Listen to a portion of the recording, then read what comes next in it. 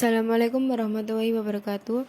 Shalom, Om Swastiastu, Namo Buddhaya, salam kebajikan. Di sini saya akan menjelaskan bagaimana cara mengatasi jalan yang berlubang itu sendiri.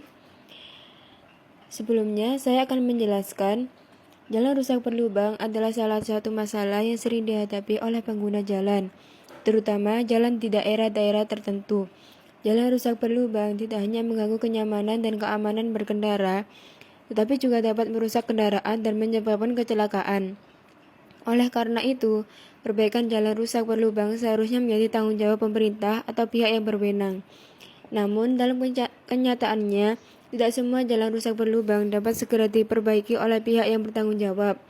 Ada beberapa faktor yang dapat menyebabkan keterlambatan perbaikan jalan rusak berlubang seperti keterbatasan anggaran, kurangnya tenaga kerja, cuaca yang buruk, atau proses administrasi yang rumit.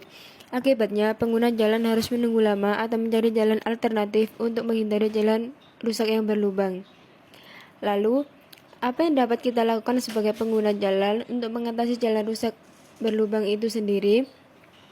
Berikut adalah beberapa cara yang dapat kita lakukan untuk mengatasi jalan rusak berlubang sendiri.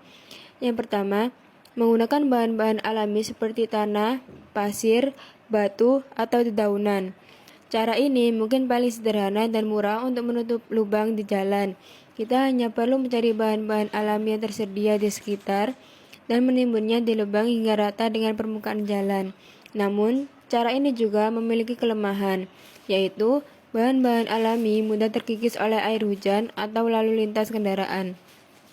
Yang kedua, menggunakan bahan-bahan bekas seperti botol plastik, kaleng minuman, ban bekas, atau kardus.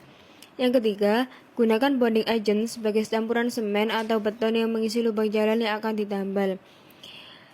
Bonding agent adalah bahan tambahan yang digunakan untuk meningkatkan daya rekat antara campuran semen dan permukaan yang akan ditambal.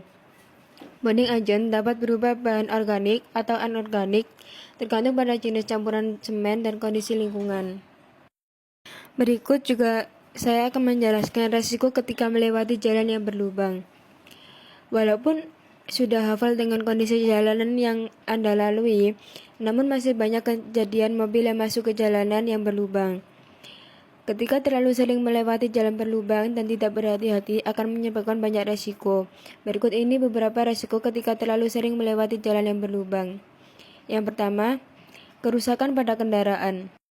Resiko pertama yang akan dirasakan ketika terlalu sering melewati jalan berlubang yaitu terjadi kerusakan pada kendaraan. Biasanya, kerusakan pada kendaraan sering terjadi pada ban, pelek mobil, suspensi, dan beberapa komponen lainnya. Kerusakan tersebut tentu akan sangat berpengaruh kinerja mobil dan membuat mobil tidak nyaman dikendarai. Akibatnya, kerusakan tersebut harus membayar biaya perbaikan yang tidak sedikit.